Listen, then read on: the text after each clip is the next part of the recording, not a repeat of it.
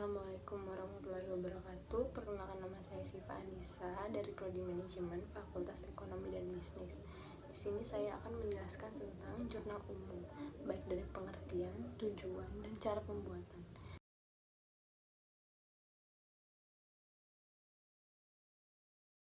Jurnal umum sendiri merupakan buku harian atau formulis khusus yang digunakan untuk mencatat semua aktivitas transaksi secara kronologis dan sesuai urutan tanggal dengan mencantumkan nama transaksi, kelompok akun, dan nominal di kolom akun debit dan kredit.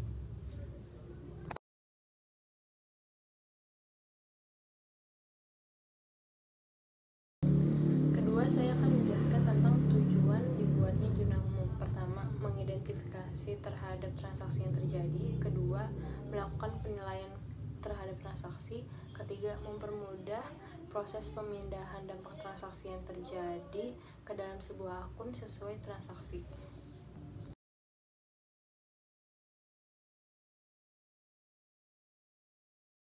Selanjutnya, saya akan menjelaskan tentang cara pembuatan jurnal umum. Hal pertama yang harus dilakukan yakni dengan memahami persamaan akuntansi. Pemahaman ini sangat penting agar kita tahu bagaimana cara membuat transaksi dalam jurnal, akun mana yang digunakan, hingga posisi debit atau kredit yang benar. Di sini saya akan menjelaskan bagaimana penempatan akun pada jurnal umum. Pertama, ada aktiva. Jika aktiva bertambah, di debit. Jika aktiva berkurang, di kredit. Kedua, ada kewajiban. Jika berkurang, di debit. Jika bertambah, di kredit. Ketiga, ada modal. Jika berkurang di debit, bertambah di kredit. Keempat, ada pendapatan. Jika berkurang di debit, bertambah di kredit. Kelima, ada beban. Jika bertambah di debit, berkurang di kredit.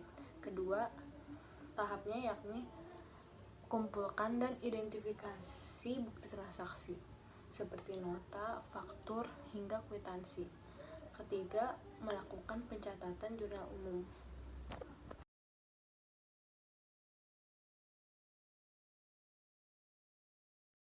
Selanjutnya, saya akan memberikan contoh dari transaksi jurnal umum. Pertama, tanggal 12 Agustus 2007, Bapak Thoib membuka usaha toko bangunan dengan menggunakan nama toko bangunan Jaya Abadi. Sebagai modal awal, Bapak Thoib menyetorkan uang tunai sebesar 15 juta rupiah. Karena Bapak Thoib membuka usaha, jadi harus mengeluarkan uang dan modal. Jadi transaksinya kas bertambah, modal juga bertambah. Jadi kas bertambah di debit sebanyak 15 juta, modal bertambah di kredit sebanyak 15 juta. Dan juga nominal di debit dan kredit harus sama agar hasilnya juga harus seimbang. Kedua, tanggal 15 Agustus 2007, toko bangunan Jaya Abadi membeli perlengkapan untuk usahanya sebesar 2 juta secara kredit. Karena membeli perlengkapan, jadi perlengkapan bertambah, utang juga bertambah. Jadi transaksinya perlengkapan bertambah di debit 2 juta rupiah, utang bertambah di kredit 2 juta rupiah. Ketiga, tanggal 30 Agustus 2007, toko bangunan Jaya Abadi membayar beban listrik dan beban telepon dengan total sebesar 400.000.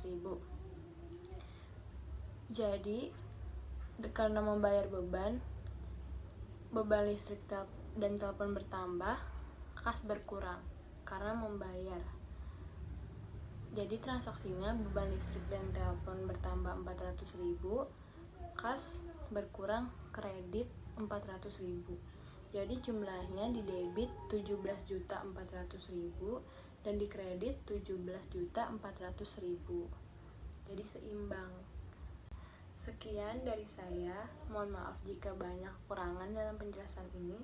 Terima kasih. Wassalamualaikum warahmatullahi wabarakatuh.